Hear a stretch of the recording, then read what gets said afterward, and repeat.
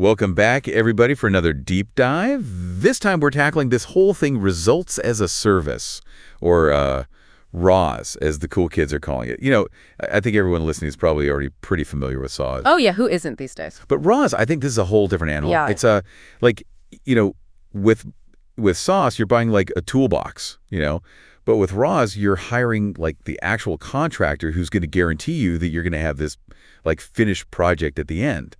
And it seems like this whole shift, from tools to outcomes is really creating a buzz. Especially, I've been seeing it in these fields like construction and design, where companies like the Dux Digital are doing some really cool stuff.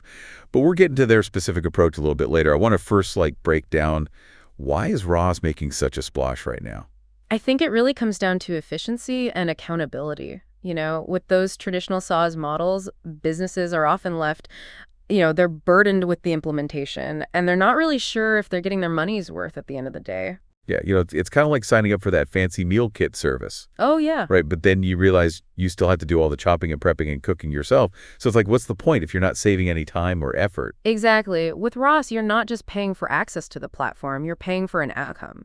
So it's about shifting that responsibility for achieving results onto the provider. So instead of just getting the ingredients, they're serving up the perfectly cooked meal right and guaranteeing that you're satisfied with the end result. Exactly. Let's say you need to increase the sales by 15% next quarter.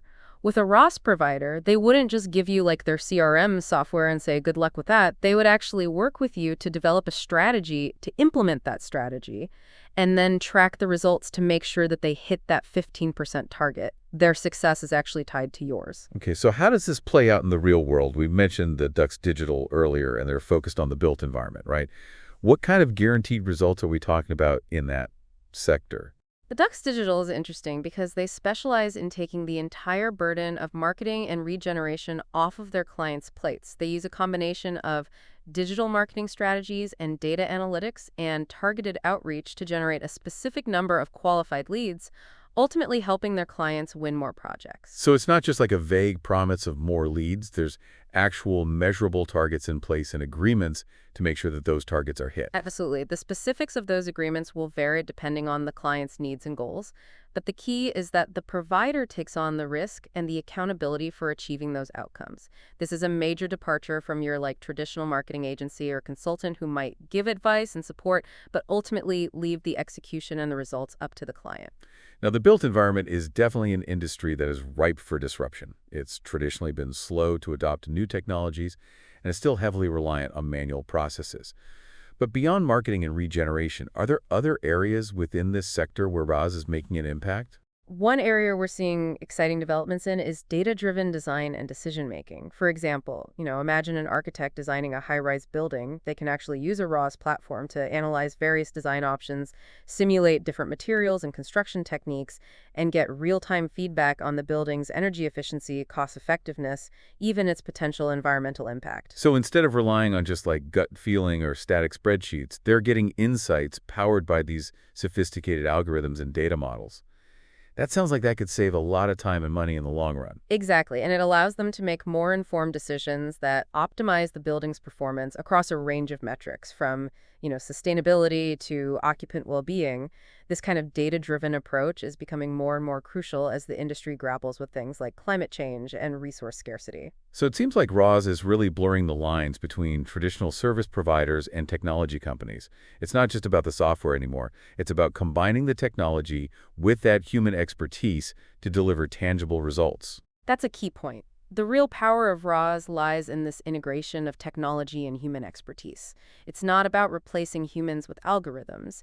It's about leveraging technology to augment human capabilities and to empower businesses to achieve outcomes that they couldn't even imagine before. And as RaaS continues to evolve, I imagine we'll see even more innovative applications. We've talked about marketing and design. What about the other aspects of the built environment, like construction management or facility operations? Could RaaS streamline those processes too? Absolutely. We're already seeing companies that are offering RaaS solutions for things like predictive maintenance, where sensors and AI are used to anticipate equipment failures and optimize those maintenance schedules, minimizing that downtime and extending the lifespan of critical assets. So instead of just waiting for something to break down, you're being proactive, preventing issues and making sure everything's running smoothly. Precisely. And that's just one example. The potential applications of RaaS within this built environment are vast, and we're really only just beginning to scratch the surface. It seems like this shift towards results-based models is really going to have a ripple effect throughout the entire industry. It's going to change the way projects are planned and designed and built and operated. It's a fundamental shift in how we think about value creation and service delivery. And while the built environment's a prime example, this RaaS model is starting to gain traction in other industries as well. That's what's so fascinating to me about this whole topic.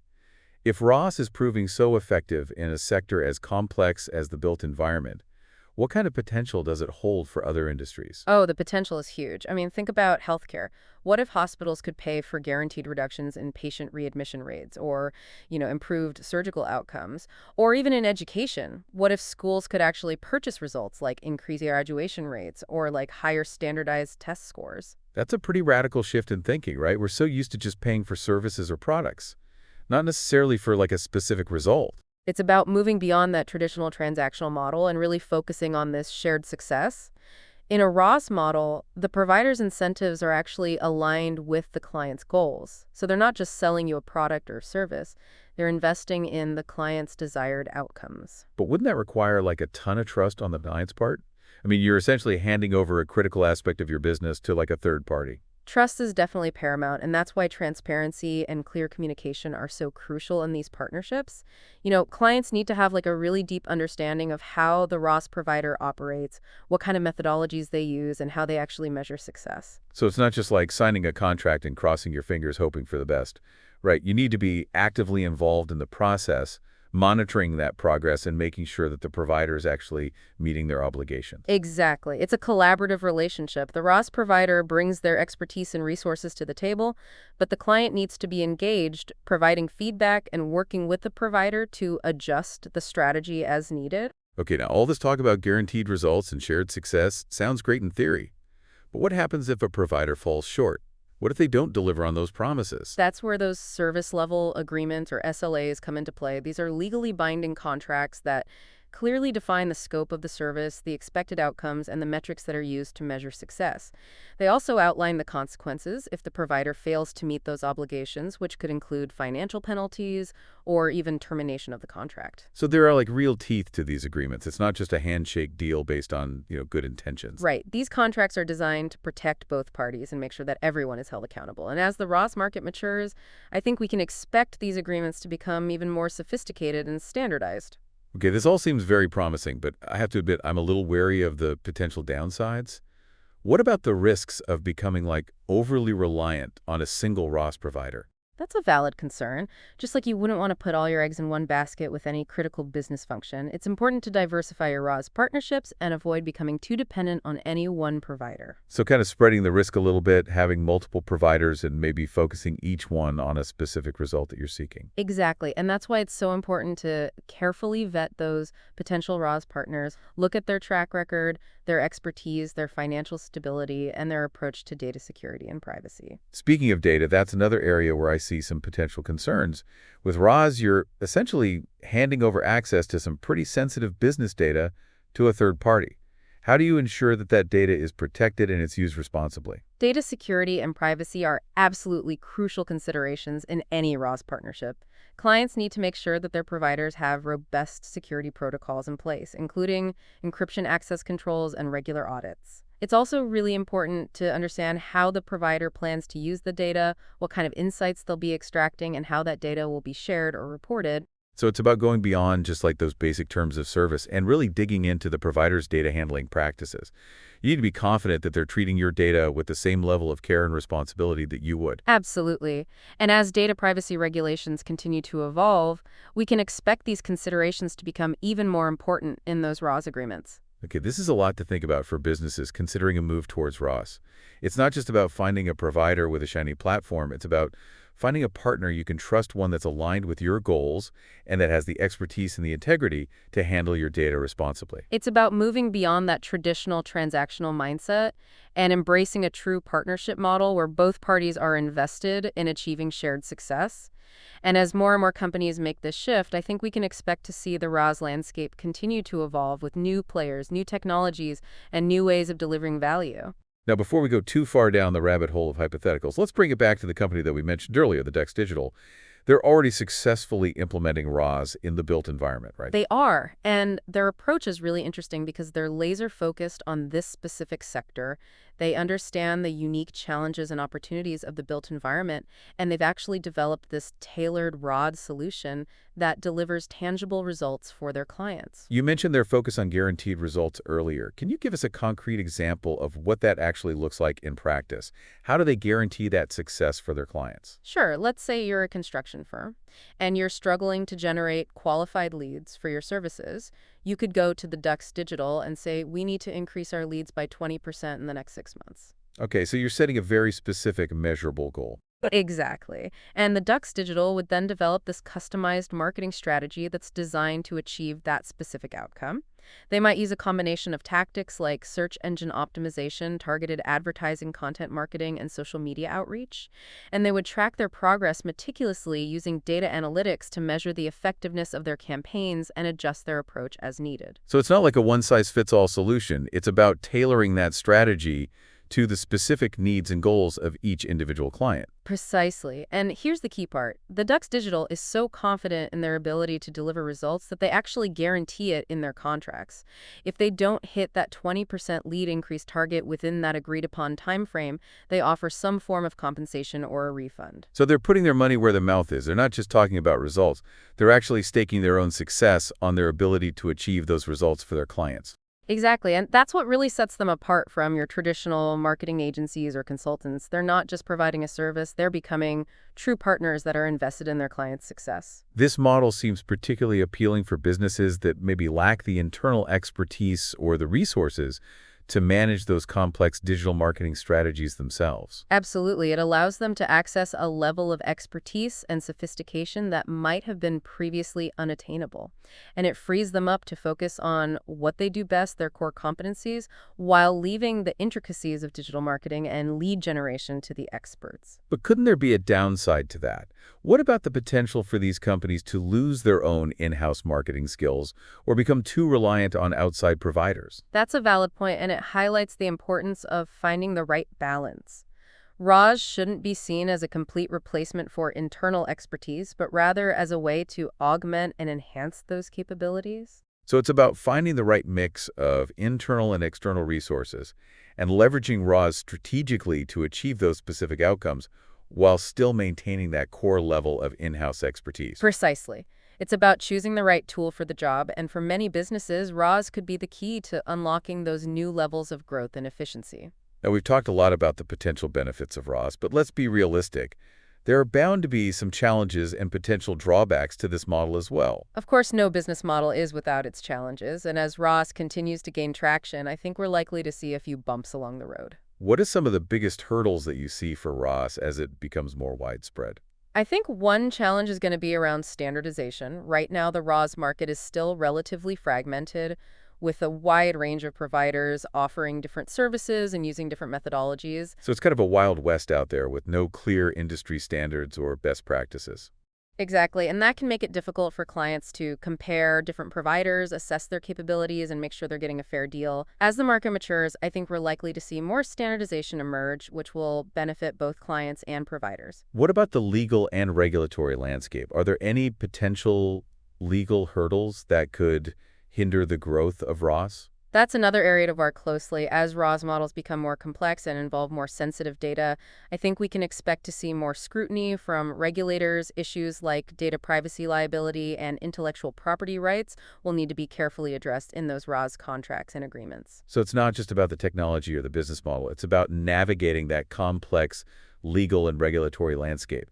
And as RaaS expands into new industries, we can expect those legal challenges to become even more nuanced. Absolutely. The legal frameworks that govern those traditional service agreements may not be perfectly suited to the unique dynamics of RaaS, so I think we're likely to see some evolution in that area as well. This all paints a picture of a rapidly evolving landscape. It seems like RaaS is poised for significant growth, but there are also some significant challenges to overcome.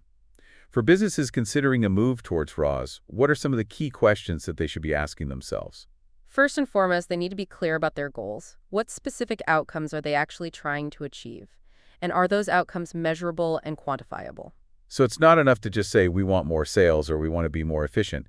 You need to have those specific targets and metrics in place. Exactly. The more clearly you can define those desired outcomes, the easier it will be to find a RaaS provider that can deliver on those promises. And once you've identified those goals, how do you go about finding the right RaaS partner? What are some of the key things to look for? Track record is crucial. Look for providers that have a proven history of success in your industry or in a related field. Don't be afraid to ask for case studies, testimonials, or even references from their existing clients. So don't just take their word for it. Do your due diligence and make sure they can actually walk the walk. Exactly. And beyond that track record, it's important to assess their expertise.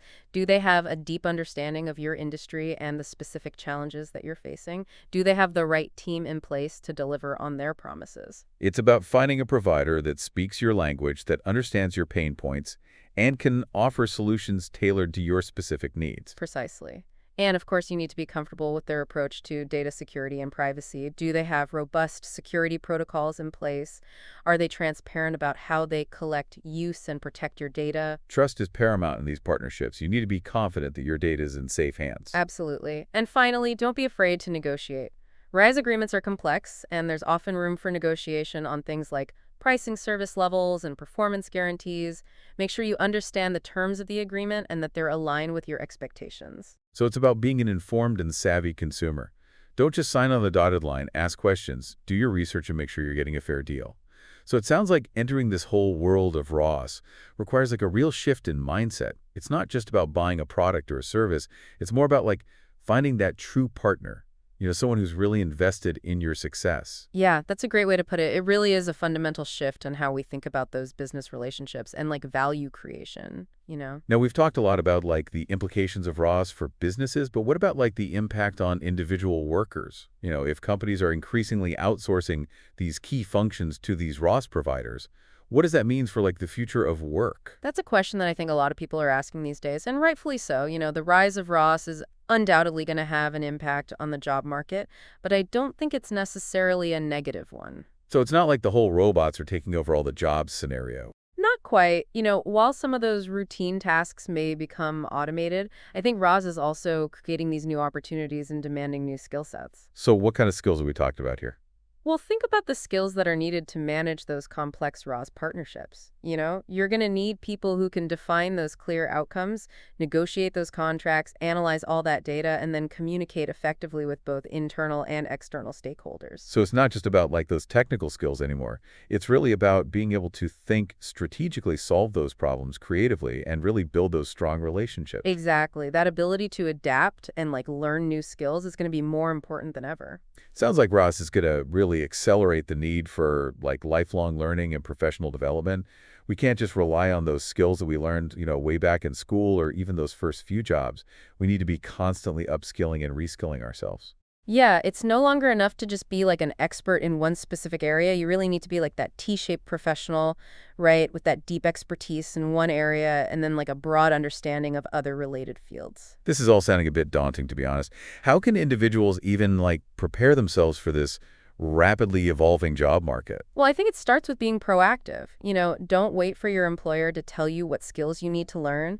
Take ownership of your own professional development. So identify those emerging trends in your industry, seek out those online courses, attend conferences, and network with people in your field. Exactly. And don't be afraid to experiment, try new things, step outside that comfort zone, and embrace those challenges that come with learning those new skills. So have that growth mindset, be curious, and always look for ways to improve and expand that skill set. And remember, this isn't just about like staying employed. It's about creating those new opportunities for yourself as Roth is reshaping that whole business landscape. It's also creating those new possibilities for entrepreneurship and innovation. So maybe instead of fearing the rise of RaaS, we should be seeing it as like an opportunity to reinvent ourselves in our careers. That's the spirit. Embrace that change adapts to that new landscape. And who knows, you might just find yourself at the forefront of this exciting new era of business. Well, this deep dive into the world of RaaS has been incredibly insightful. I think we've really explored its potential to transform businesses, disrupt those industries, and redefine the future of work. And while there are certainly challenges and uncertainties ahead, one thing's for sure, RaaS is here to stay. It's not just a passing fad, it's a fundamental shift in how we think about value creation and service delivery. And as more companies embrace this whole results-driven model, I think we can expect to see even more innovation and disruption in the years to come. So as we wrap up this episode, I want to leave you with a final thought. Whether you're a business leader, an entrepreneur, or just an individual worker, this whole RaaS revolution really presents both challenges and opportunities. The key is to be aware of the trends, understand those implications, and really position yourself to thrive in this evolving landscape. So stay informed, stay curious, and stay ahead of that curve. And remember, the future of business is all about those results. Thanks for having me. Thank you for joining us on this deep dive into the world of RaaS. Until next time, keep exploring, keep learning, and keep pushing those boundaries of what's possible.